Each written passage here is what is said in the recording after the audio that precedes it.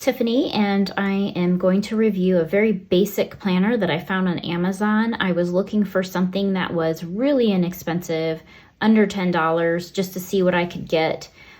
This planner is unbranded, but it's called basically a 2021 weekly and monthly planner.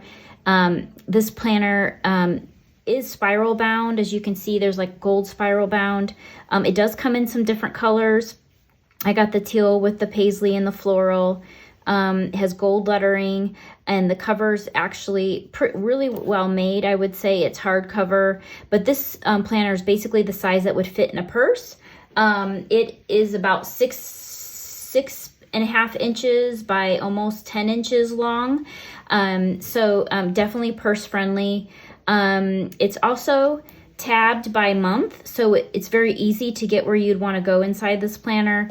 And then it also has a gold bookmark and a folder at the back. And this is an elastic bookmark.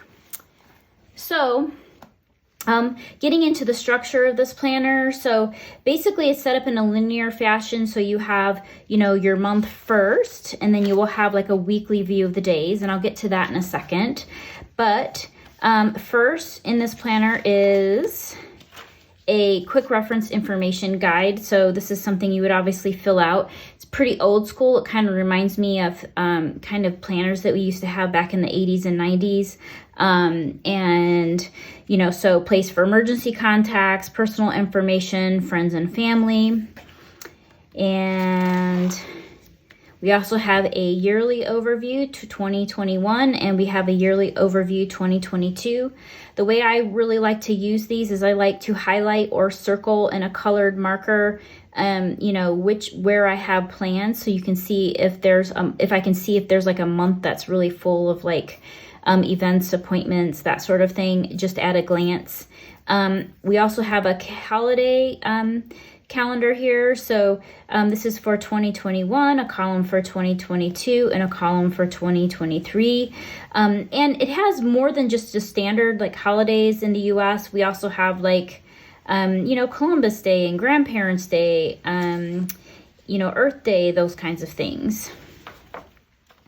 Next are 2 pages for context. Again, it's pretty old school, but this might be a good place to, perhaps put usernames and passwords or favorite websites or things like that.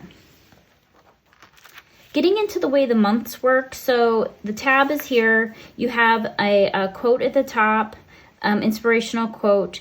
They do have the holidays marked and they are highlighted, so they're easy to see. I measured these squares as far as like writing space, and they're about, it's a little less than an inch each direction. So we are talking about a much smaller writing space. So this planner is really going to be ideal for individuals who really are just keeping track of very simple things like appointments, basic schedule, eating out, stuff like that. This is not going to be something that's robust for like goal planning. There's also this kind of small area for notes on the month, and there's also a view of the last month, and there's a view of the next month. And then the next several pages until you get to the next month are basically a weekly view. And you have the days of the month the days of the week starting with Monday, Tuesday, Wednesday. And each of the days has obviously the date, but it also has equal space, and attention to each day of the week. So this would be obviously a great place for writing appointments, but people who like to use their planners for journals, it's probably offering enough space for a little note about a journal entry for that day, but it's not this like huge place to write things. Then there's also a place for every week to write the top 3 priorities that you might have for that week. So there is a little bit of like an opportunity to track the things that are more urgent. So every month is exactly like that, the same. So you can see with February, it's the same thing. And holidays are highlighted. I'm going to move to the back. And so if you like extra pages in a planner to write things, this is not going to be the planner for you. There's only 2 blank pages in this planner at the back. And then on the other side of this page is states, capitals, and time zones. And so that's basically the information or the structure you have in this planner. I did take a calligraphy pen and I put a little dot here just to kind of see whether the ink would bleed through. And as you can see, you can barely see it in this top corner. I wouldn't say that this is super high grade of paper, but it's definitely, you're not going to be bleeding through like extensively on this one. So that concludes my review of this planner. I'm going to link to where you can find it. It's super inexpensive.